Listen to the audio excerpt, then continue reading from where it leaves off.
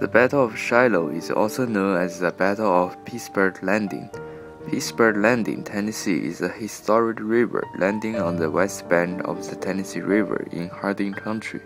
The battle was fought right over here. There were many famous generals in the Battle of Shiloh. The man on the left is Beauregard, and on the right is Albert Johnston. These two men are the Confederate generals who ordered their men to raid the Union Army. This was Union Major General Ulysses Grant. He had just moved via the Tennessee River deep into Tennessee and was encamped principally at Pittsburgh Landing on the bank of the river. Then Confederate army attacked his army.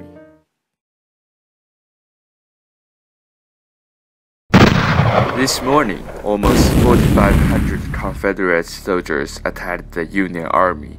Grant and his men were so surprised with that because before the raid, they deeply believed there was no enemy could attack them without being noticed. But actually, the Confederate army spent the entire night to bivouac near the Union Army. They bivouacked only 3 kilometers away from the Union Army.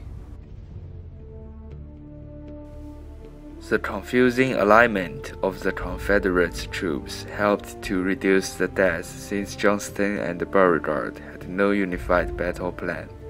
Johnston thought they should Polk the left, Bragg the center, Hardee the right, and in his plan, Beauregard was asked to stay in the rear and direct the men and the supplies when needed.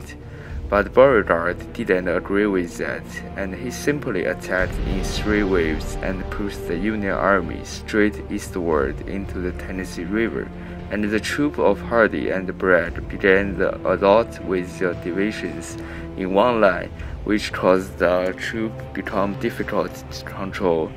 Therefore, the attack went forward as a frontal assault. Command and control in the modern sense were lost from the onset from the first assault. The assault had some shortcomings, but still ferocious. During that period, William T. Sherman, who had been so negligent in preparation for the battle, became one of the most important elements. He appeared everywhere along his lines, inspiring his recruits to resist the entire assault despite suffering losses on both sides. On the main Union defensive line, starting at about 9 o'clock, men of Prentiss and Wallace divisions established and held a position nicknamed the Hornet's Nest, in a field along a road now popularly called the Sunken Road. The Union flanks were slowly pulling back to form a semicircular line around Pittsburgh Landing, and if Beauregard had concentrated his forces against the flanks, he might have defeated the Union Army. And the battle lasted for all day. It had become one of the bloodiest battles in American history, even though it had not over yet. The Confederates' plan had failed. They had pushed Grant east to a defensible position on the river, not forced him west into the swamps. And this is the first day of the 2 days battle, and Beauregard thought it was a complete victory for them. And in the evening, Grant prepared for the next day's battle instead of being native.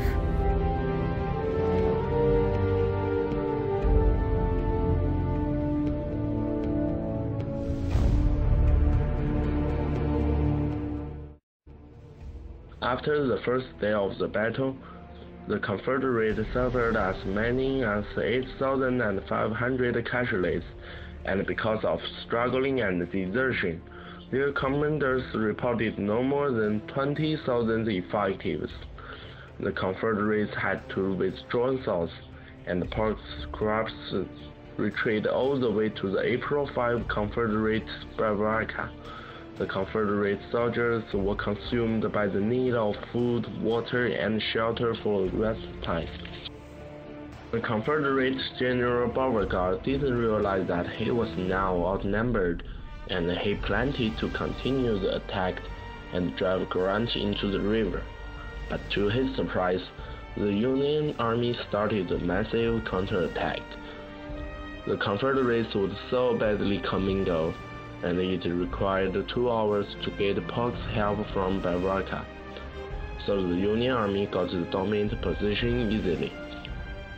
In early afternoon, Beauregard launched a series of counterattacks from the Shiloh Charge area, but the Union Army repulsed them all, and by the late afternoon, his final counterattack was flanked and repulsed when Grant moved James Bargate forward. Beauregard started realizing that with over 10,000 of his men killed, wounded, and missing, he could not go further. So he used 5,000 men, covered them, and withdrew back to Corinth. And after the Union armies made sure the Confederates won't come back, the battle was over. After the battle, a lot of people verified Grant's performance on the first day because of the great loss of soldiers which caused by the lack of defensive preparation. Disputing the Union victory, they wanted Grant to be fired. But President Abraham Lincoln supported him and replied with one of his most famous quotations, "I cannot spare this man," he fights. The 2 days battle ended up with the victory of Union. It was the costliest battle in American history up to that time. Union casualties were 13,047, and the Confederate casualties were 10,699. This bloody battle resulted in the defeat of the Confederate Army and the frustration of Johnston's plans to prevent the joining of the 2 Union armies in Tennessee.